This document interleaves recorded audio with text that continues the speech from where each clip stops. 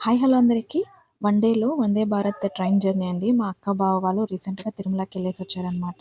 వాళ్ళైతే చెన్నై సెంట్రల్ నుంచి తిరుపతి రేణిగుంట వరకు ట్రైన్ అయితే బుక్ చేసుకుందామని అనుకున్నారు. బట్ 6:30కి మార్నింగ్ సప్తగిరి అని ఒక ట్రైన్ ఉందనమాట.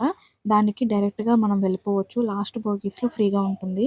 వెళ్ళి మనం సీట్ పట్టేసుకొని కూర్చోవచ్చు అనమాట. అలా ప్లాన్ చేసుకున్నారు. కానీ మా అక్క వాళ్ళ పాప వచ్చేసి లాస్ట్ టైం కూడా వందే భారత్ బుక్ చేసి ఒక ఎమర్జెన్సీ ఇంట్లో అని చెప్పేసి క్యాన్సిల్ అయిపోయింది.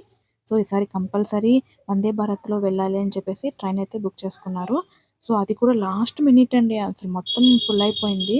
లాస్ట్‌లో మనకు దొరికిందనమాట సీట్స్ అనేవి. అవి కూడా బై లక్కీ అని చెప్పొచ్చు. ఎందుకంటే పండగ సీజన్ కాబట్టి క్రిస్మస్ అలాగే కంటిన్యూ హాలిడేస్ వచ్చేసింది కాబట్టి న్యూ ఇయర్ అలాగే అందుకనేసి మనకు టికెట్స్ దొరకడమే చాలా కష్టమైపోయింది. ఎలాగో దేవుడి దయ ఇంకా తిరుమలకి దర్శనం ఉంది అని చెప్పేసి వాళ్ళు బుక్ చేసుకొని బయలుదేరేశారు. యాక్చువల్లీ ఇక్కడ ఏంటి అంటే మనం టికెట్స్ బుక్ చేసేటప్పుడే ఫుడ్ కూడా మనం అక్కడనే ఆర్డర్ పెట్టుకోవచ్చు.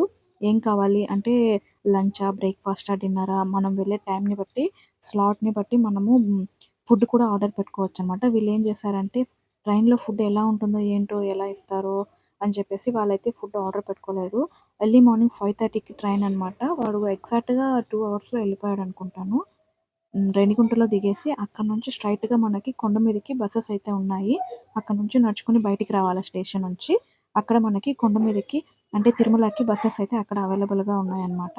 సో, ఇక్కడ ఈ ట్రైన్‌లో ఏంటి అంటే చాలా నీట్‌గా మెయింటైన్ చేస్తున్నారండి. మనం వెళ్ళే ట్రావెల్ అనేది అంత సాఫ్ట్‌గా ఉంది లోపల. అసలు ట్రైన్ వెళ్తుందా లేదా అని చెప్పేసి మనకు ఒకసారి సడెన్‌గా డౌట్ వస్తుందన్నమాట. అంత సాఫ్ట్‌గా వెళ్తుంది ట్రైను. మీరెప్పుడైనా ఈ ట్రైన్ జర్నీ చేశారా? నేను కూడా ఇంకా చేయలేదండి. మా సిస్టర్ వాళ్ళైతే వెళ్ళేసొచ్చారు.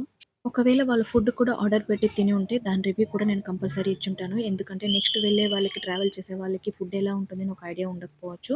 నా వీడియో వాళ్ళకి కూడా యూజ్ అవుతుందని అనుకుంటాను. సో, వాళ్ళు తినలేదు కాబట్టి ఫుడ్ గురించి అయితే నాకు పెద్దగా ఐడియా లేదు. లోపల ఒక మెయిన్ ఏంటి అంటే ఒక ఎమర్జెన్సీ ఉంటే కాల్ చేయండి అని చెప్పేసి డిస్‌ప్లే అవుతూ ఉంటుందనమాట. అదైతే నాకు చాలా బాగా నచ్చింది. వీడియో నచ్చిందంటే లైక్ చేసి సబ్స్క్రైబ్ చేసుకోండి.